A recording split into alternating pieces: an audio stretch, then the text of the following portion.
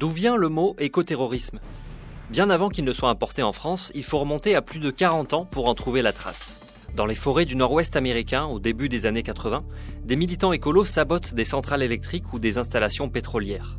Un auteur américain, Ron Arnold, prend la plume en 1983 pour dénoncer ces sabotages qu'il nomme écotage.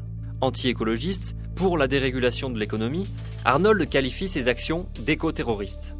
Mais le terme n'est pas beaucoup repris par le grand public et va réapparaître dans le vocabulaire du FBI dans les années 2000. À cette époque, des associations engagées pour la cause animale mènent des actions violentes. Par exemple, ils incendient des laboratoires de vivisection et libèrent des animaux. Deux groupes sont particulièrement dans le viseur du FBI, qui comptabilisent 1100 actes criminels en 25 ans et 110 millions de dollars de dommages. Tout ça dans un contexte déjà tendu niveau sécurité. En 2005, l'écoterrorisme est considéré comme la menace numéro 1 par le FBI.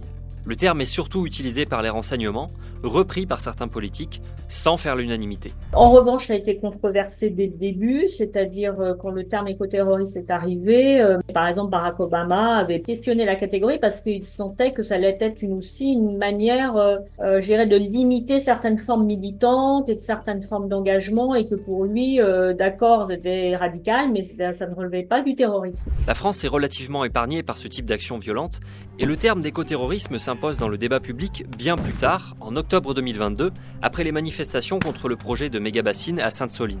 Et il y a eu un certain nombre d'actes qui s'apparentent à de l'écoterrorisme. Là encore, le mot est affilié à un vocabulaire policier.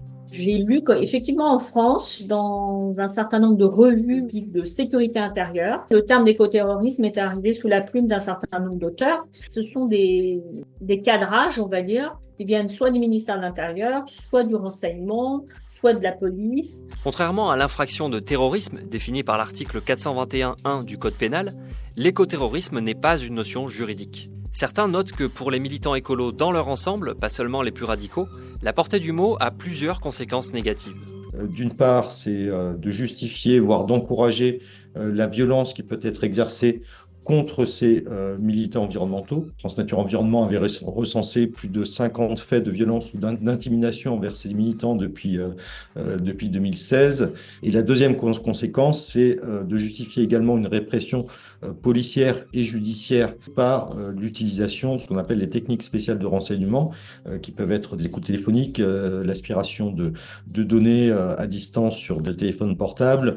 Donc le terme écoterrorisme est un terme qui n'est pas juridique, c'est un terme qui est politique. Et d'ailleurs, un rapport spécial des Nations Unies appelle plusieurs États à contrer les récits qui présentent les défenseurs de l'environnement comme étant des criminels. Car cette tendance se retrouve au niveau européen par des termes comme ayatollah vert, djihadiste vert, taliban vert. Dans les années 70-80, surtout années 70, Greenpeace était renvoyé au communisme, parce qu'à l'époque, ce qui faisait très peur, c'était le communisme. Donc on les appelait soit les communistes, soit les Khmers verts. C'est très clairement à la fois pour dépolitiser, criminaliser et exclure du débat, parce que avec ces gens-là, on négocie pas.